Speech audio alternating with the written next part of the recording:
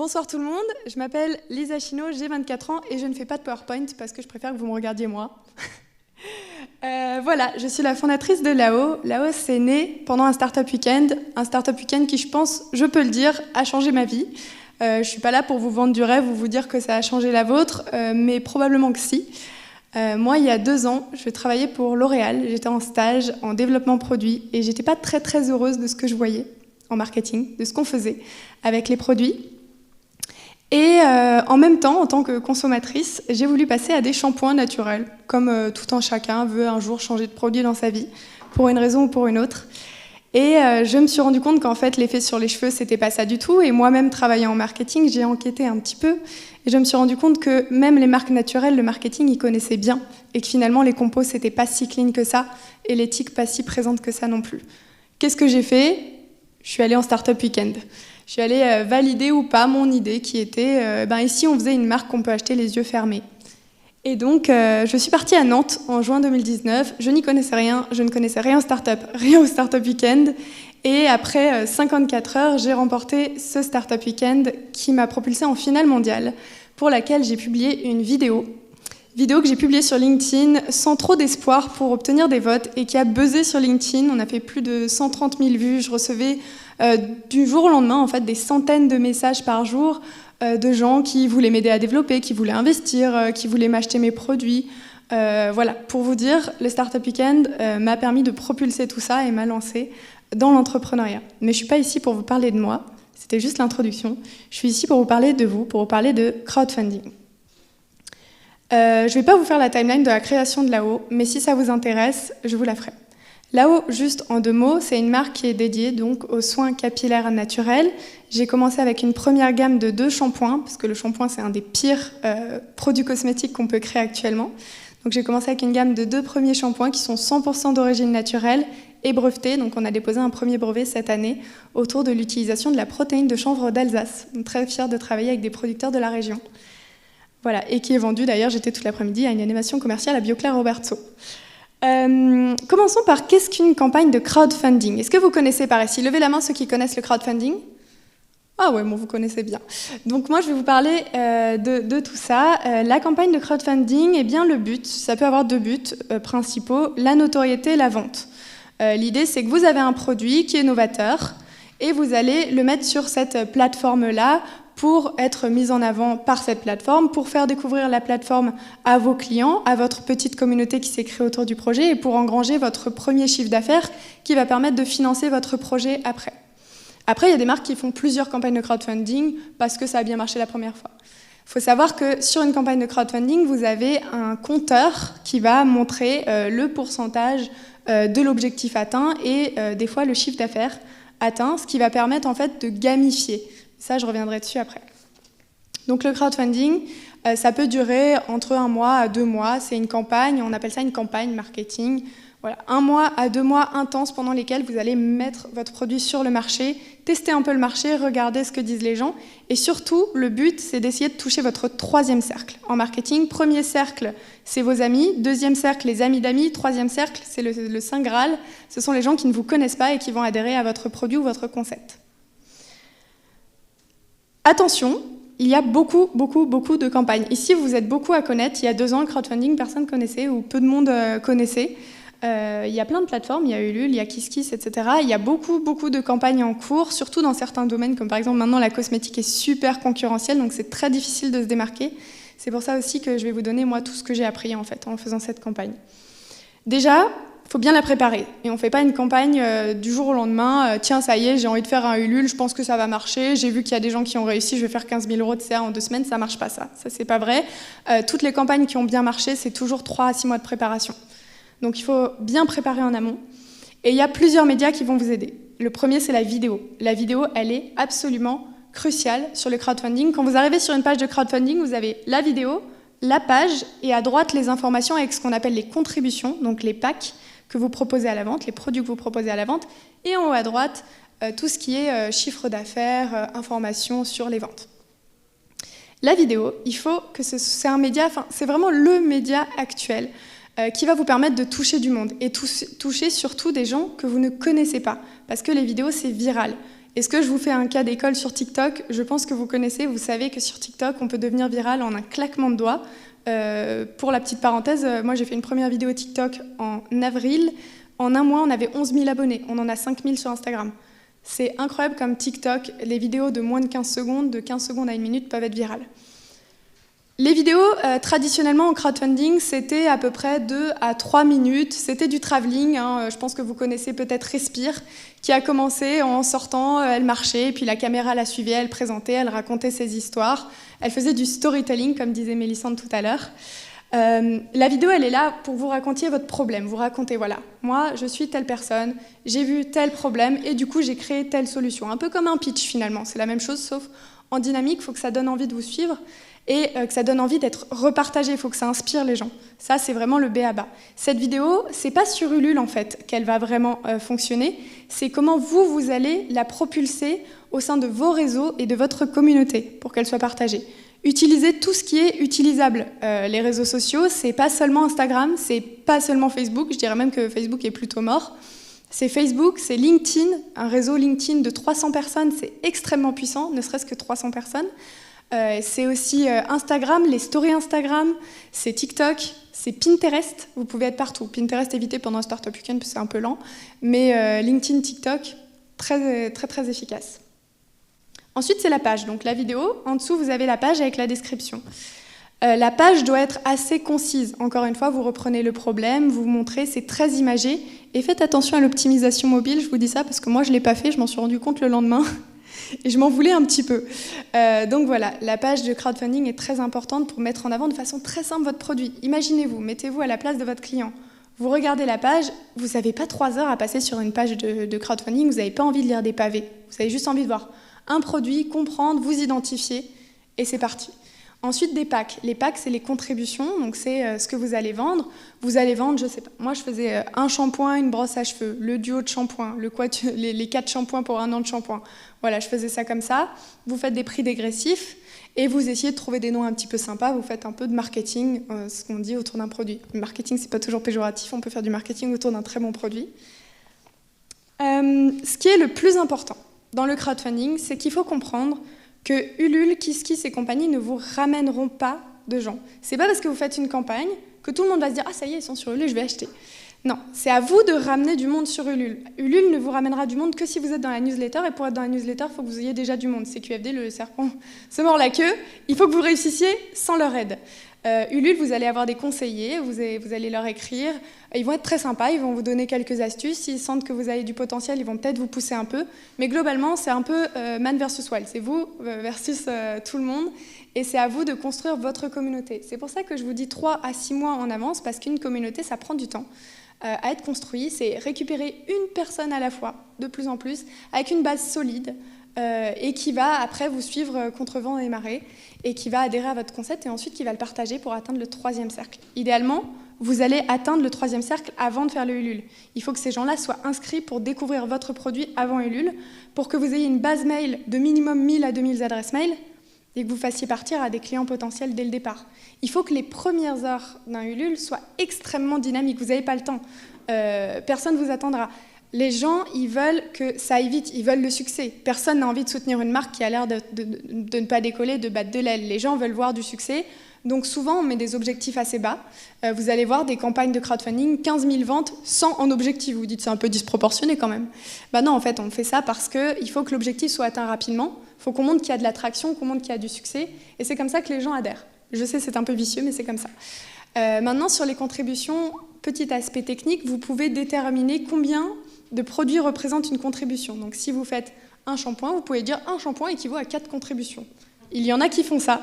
Donc quand vous allez voir certaines campagnes Ulule que je ne nommerai pas, avec des très gros chiffres, regardez le nombre de contributeurs et le nombre de contributions, et regardez si le ratio est proportionné. Si ce n'est pas proportionné, c'est qu'ils ont un petit peu triché sur le chiffre. Moi, je ne l'ai pas fait, vous pouvez aller voir, mais voilà. La communauté, voilà, Ulule ne vous amènera personne sauf la news. La news, vous pouvez harceler Ulule comme vous voulez, c'est compliqué d'être dedans. Ils envoient 4 news par mois avec 4 projets et ils en font beaucoup plus que ça, des projets par mois. Donc il faut être très ami avec votre chef de projet et voilà, montrer encore une fois que vous avez de l'attraction, faites un compte LinkedIn qui marche, faites un compte Instagram qui marche, Créez votre communauté en amont, n'attendez pas beaucoup d'eux. Ni KissKiss, ni BankBank, ni KissKiss, ni Ulule, ni tous les autres. C'est le même système à peu près partout. Faire connaître sa page. Comme je disais, il faut être créatif, anticipé. Il y a 2 ans, quand moi je me suis lancée, tout le monde faisait des vidéos en travelling, face caméra, en train de raconter sa vie. Moi je l'ai fait, vous pouvez aller la voir. Maintenant c'est un petit peu dépassé, moi j'ai envie de dire. Tout le monde l'a fait, bon, on en a vu 500 sur LinkedIn, il serait peut-être temps de passer à autre chose. Pourquoi pas faire un TikTok en 15 secondes, 30 secondes? Pitcher sa boîte en 30 secondes, c'est possible. Si les vidéos, si c'est assez dynamique, si les vidéos s'enchaînent bien, si l'histoire est là. Pareil, si vous voulez voir moi comment j'ai pitché ma boîte en 30 secondes sur LinkedIn, sur TikTok et que ça a fait 500 000 vues et 35 000 likes, vous pouvez aller le voir, c'est le TikTok lao.care, vous remontez un peu, c'est un des premiers. C'est 30 secondes à 1 minute cette vidéo, 35 secondes, 40 secondes, et vous voyez toute l'histoire du Startup Weekend jusqu'au lancement. Vous n'avez pas besoin d'une vidéo de 2 minutes. Les gens, il faut les attraper tout de suite. Donc voilà, être créatif, c'est la vidéo, c'est attraper la tendance, y compris sur TikTok. Vous allez peut-être vous dire, son choix de musique, il est bizarre sur les TikTok. C'est la musique qui est tendance à l'époque. Vous écoutez tous peut-être Olivia Rodrigo, Good For You, ça a commencé sur TikTok.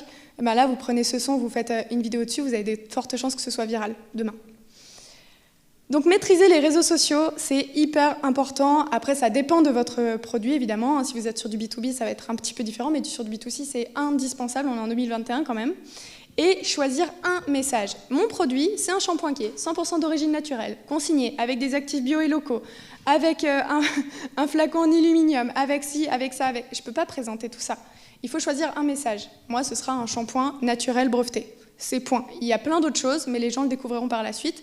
Mais il ne faut pas s'éparpiller, il ne faut pas perdre les gens. Donc choisir un seul message, c'est difficile, mais c'est comme ça. Et faites-le basé sur votre problème. Quel problème vous résolvez et pourquoi vous êtes là? Vous connaissez peut-être, vous en avez peut-être entendu parler ce week-end, le pitch de Simon Sinek, Start with Why, qui connaît? Pas mal, pas mal. Bah, ceux qui ne connaissent pas, allez regarder ce pitch, ça dure 30 secondes à 1 minute 30. Simon Sinek qui dit « Les gens n'achètent pas ce que vous faites, ils achètent pourquoi vous le faites ». C'est ça qu'il faut qu'il ressorte dans votre message. Ensuite, il faut le diffuser, ce message. C'est bien beau de l'avoir défini, c'est bien beau d'avoir fait un super produit, mais si personne ne le connaît, ça ne sert à rien. Donc diffusez ce message, les réseaux sociaux, je vous ai déjà dit pas mal de choses. Il n'y a pas de secret, il faut aller dessus pour les connaître. Vous ne pouvez pas débarquer sur Instagram et être le roi du monde. Mais il y a aussi d'autres moyens, comme par exemple la presse. La presse, on n'y pense pas souvent, mais vous faites une innovation, ça va intéresser la presse. La presse, c'est pas forcément Le Monde, c'est pas forcément France 3, ça peut être aussi France Bleu Alsace, ça peut être l'Écho d'Alsace, ça peut être les DNA, ça peut être la presse locale. La presse locale a beaucoup plus d'intérêt à vous soutenir, à parler de vous, qu'une presse nationale, on va tout de suite essayer de taper M6, et si on n'a pas M6, on va être déçu. Donc tapez la presse. La presse, il y a plusieurs moyens de les atteindre. Moi, j'ai testé à peu près tout pendant ma campagne de crowdfunding. Alors pour la presse, sachez que 25% des comptes certifiés sur Twitter, c'est des journalistes. CQFD, allez les contacter sur Twitter. Twitter, LinkedIn, vous leur envoyez des mails, vous cherchez sur Internet. Ce qu'il faut que vous fassiez, c'est vous faites... Alors soit vous passez par une agence, si vous avez un peu d'argent. Sinon, vous faites comme moi, vous faites une base de données de journalistes.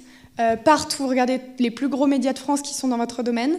Vous cherchez à la main les noms des journalistes sur LinkedIn qui vous intéressent et vous trouvez un moyen, coûte que coûte, de les contacter pour leur envoyer un communiqué de presse. Il faut que ce communiqué de presse, vous savez, je pense que c'est qu'un communiqué de presse, il faut que ce soit hyper concis, qu'il y ait votre message, que ça donne envie, que ça fasse nouveauté, innovation, soit un petit peu sympa.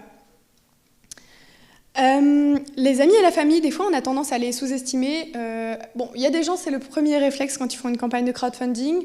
Mais sachez qu'il y a vraiment des moyens de mettre vos amis et votre famille à profit, outre que de leur vendre votre produit. Ça peut être aussi vos meilleurs commerciaux. J'ai une amie à moi qui m'a vendu 10 kilos de shampoing. 10 kilos de shampoing, ça représente à peu près une 50aine d'unités. Elle a regroupé tous ses amis, ils avaient pris des packs de 7, ils ont payé le shampoing un tiers de moins que tous les autres gens. Et j'ai dû envoyer un transporteur à Paris pour lui envoyer. Donc voilà, mettez à profit vos amis et votre famille. Pas que pour vendre, mais aussi pour avoir du réseau, parce que le réseau, c'est extrêmement important. Moi, je connais des gens qui ont fait des très grosses campagnes de crowdfunding. Avant de faire la campagne, toutes les semaines, ils faisaient un café avec des gens qui ont fait des grosses campagnes. Parce qu'il y a toujours plein de choses à apprendre des autres gens. Vous allez rencontrer du monde, ils vont vous donner des petites astuces, des petites bribes par-ci, par-là. Vous notez, vous appliquez, ça avance. Voilà. Ensuite, il y a l'influence, les publicités. Ça dépend du produit.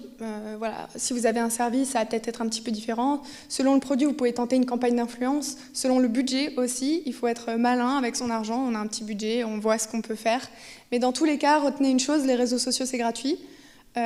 Pour la plupart, il faut que vous trouviez celui qui correspond le plus à votre produit, à votre cible, à votre message, et qui va avoir le meilleur rendement temps passé, vue et conversion. Après, tout se traque. Ça, ceux qui font un peu de tech sauront. Voilà, le but, retenez, sur un crowdfunding, c'est de toucher le 3e cercle, toucher les early adopters, comme on appelle ça, hein, dans les types de consommateurs. Vous allez d'abord avoir les early adopters, les pragmatiques, les late adopters. L'idée, c'est de toucher ce 3e cercle, toucher ces early adopters qui sont curieux, qui ont envie de découvrir votre innovation et qui, après, vont être vos premiers relais. Moi, j'ai des gens que je n'ai jamais vus de ma vie qui parlent du produit comme si j'étais leur pote. Et ça fait toujours bizarre, mais c'est comme ça que vous allez faire pour convertir. Et après, récupérer les avis aussi des gens. Il y a plein de choses à faire aussi pour animer une campagne de crowdfunding.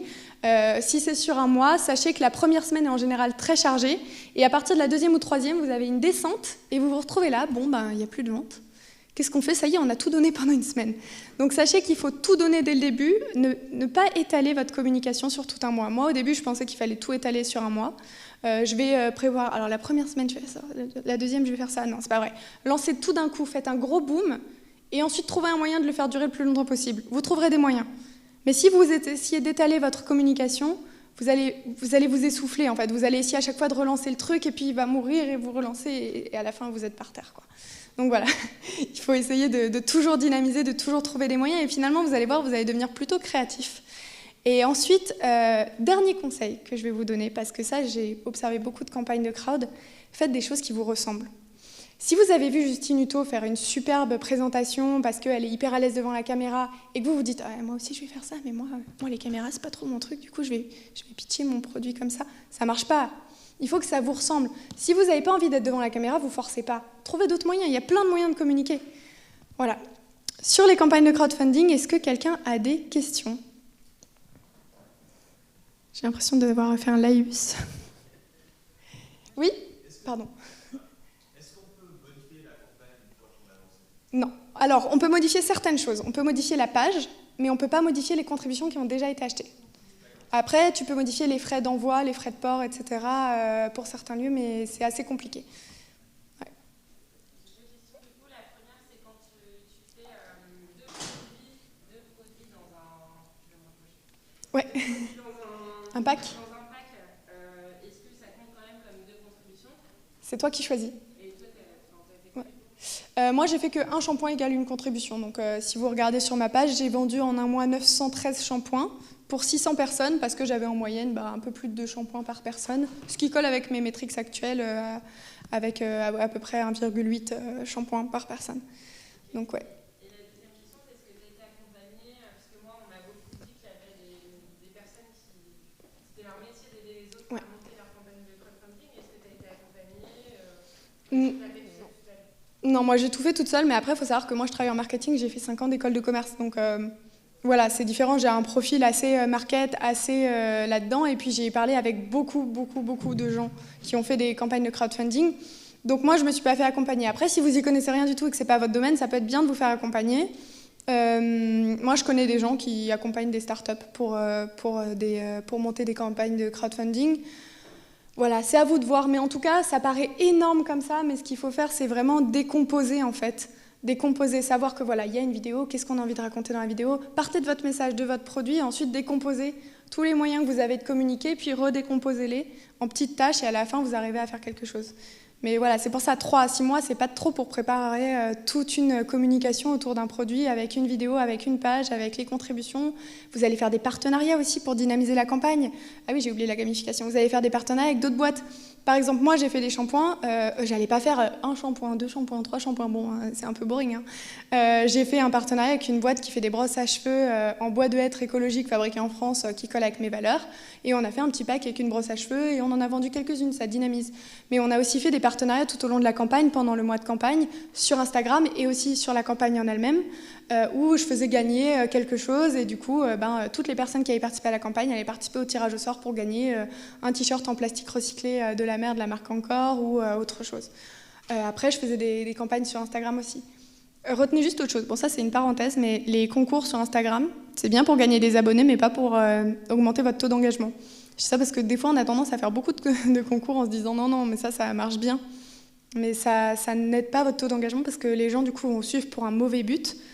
Et du coup, vous allez avoir une très grosse communauté, mais très peu engagée. Si vous vous demandez pourquoi il y a plein de marques qui ont beaucoup d'abonnés, très peu de likes, c'est souvent à cause de ça.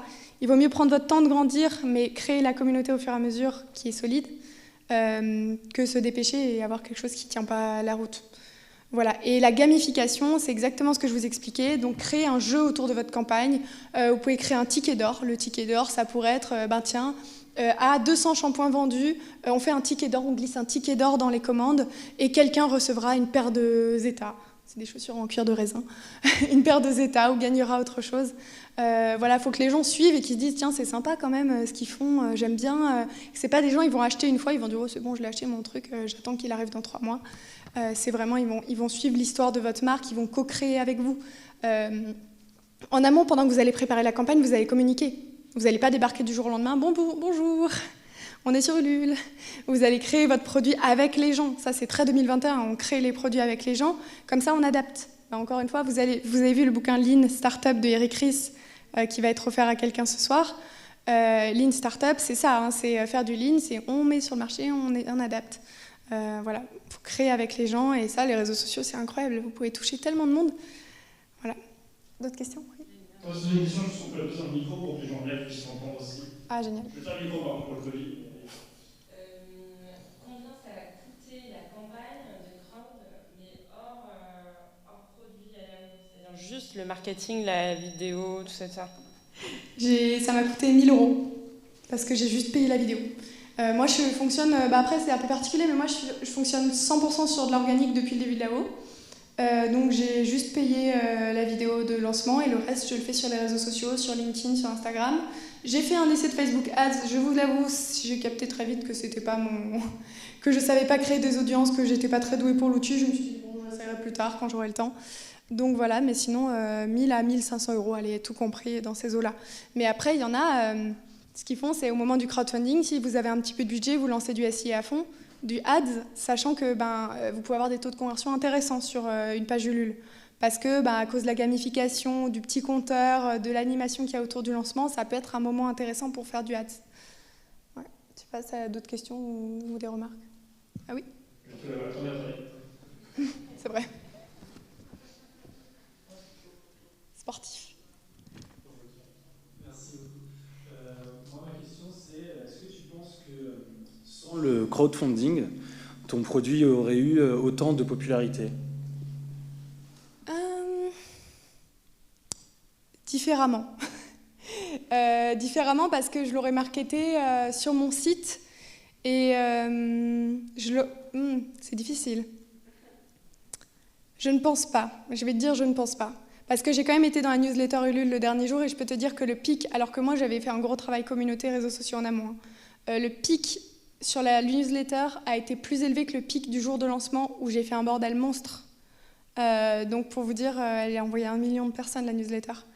Donc ouais, je pense que quand même le crowdfunding a été déterminant, tout comme le Startup Weekend d'ailleurs. Ouais. Est-ce que tu penses que tous les produits sont adaptés pour le crowdfunding? Ou est-ce qu'il y a des produits qu'il ne faut pas lancer en crowdfunding? Ou quels sont les produits les mieux adaptés d'ailleurs en crowdfunding aussi? Franchement, je vois tout en crowdfunding, vous pouvez tout lancer. Hein. Ce qui marche, vous savez, ce qui marche super bien en crowdfunding, c'est étonnant, hein. C'est les jeux vidéo. Vous avez des BD qui ont fait 300 000 € de chiffre d'affaires en un mois. A contrario, maintenant tout le monde se lance en cosmétique, en crowdfunding, ça commence à être un peu saturé. Les gens, ils en ont marre de recevoir des news Ulule tous les mois avec le nouveau shampoing, la nouvelle crème pour les pieds, la nouvelle crème visage avec X. Voilà, ça dépend de la barrière à l'entrée en fait. Mais je dirais que quasi tous les produits sont éligibles tant que c'est du B2C et que c'est un peu grand public. Je pense que c'est adapté. Après, ça dépend aussi de votre image de marque. Si vous êtes vraiment très très premium, est-ce que c'est adapté? Je ne suis pas sûre. Crowdfunding, ça renvoie quand même à financement participatif. Financement participatif, ça donne quand même l'idée d'une petite entreprise qui a envie de se lancer, qui a besoin de se financer. Donc ça ne donne pas de vous une image très très très premium, j'ai envie de dire, au départ. Donc c'est à vous de voir comment vous gérez votre communication sur ce plan-là, mais ouais, je dirais que tous les produits, c'est adapté à quasi tous les produits. Ouais. Et c'est d'autant plus bien s'il est original. Si c'était à refaire, est-ce que tu choisirais la même plateforme et d'une manière générale, quelle plateforme pour quel produit selon toi? Ouais, moi je referais avec Ulule et pourtant je leur en veux un peu. Non, je leur en veux un peu, j'exagère, mais je trouve qu'ils pourraient faire mieux parce qu'ils ont une traction énorme, ils ont beaucoup de popularité, ils ont beaucoup de moyens. Je pense qu'ils pourraient faire mieux pour mettre en avant les projets que ce qu'ils font. Si vous allez voir leur page Facebook, ils ont très très peu d'abonnés. Désolée si vous me regardez sur Twitch, mais ils ont très peu d'abonnés et ils pourraient faire tellement mieux. Donc voilà, mais globalement, moi je dirais quand même Ulule parce que je trouve qu'ils ont quand même une meilleure traction que les autres. Après, par type de produit, je ne sais pas. Je pense que peut-être d'autres plateformes sont plus adaptées à certains types de produits, mais moi, en tout cas, Ulule, je trouve que c'est vraiment bien pour avoir comparé un petit peu. Et pour avoir vu des amis se lancer dans des campagnes sur d'autres plateformes qui ont beaucoup moins marché, sur des produits qui auraient peut-être un peu mieux poussé sur Ulule.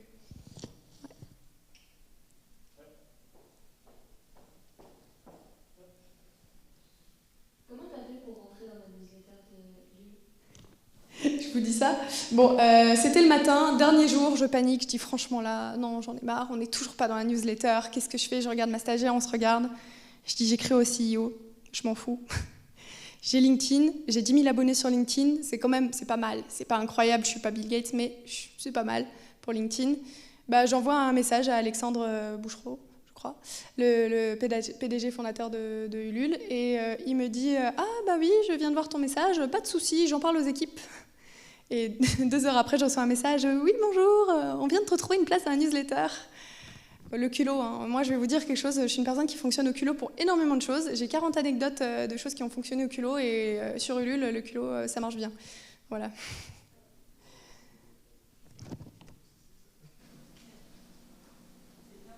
C'est bien terminé ? Ok, bah super. Merci à tous. Si vous avez des questions après sur ça ou sur autre chose, n'hésitez pas. Moi, je vais peut-être faire un tour, voir les groupes tout à l'heure. J'aime toujours un petit peu découvrir. Si vous avez besoin de conseils pour tout ce qui est marketing, même si c'est pas de la cosméto, c'est avec un grand plaisir. Je suis un petit peu curieuse. Donc voilà. Merci à tous.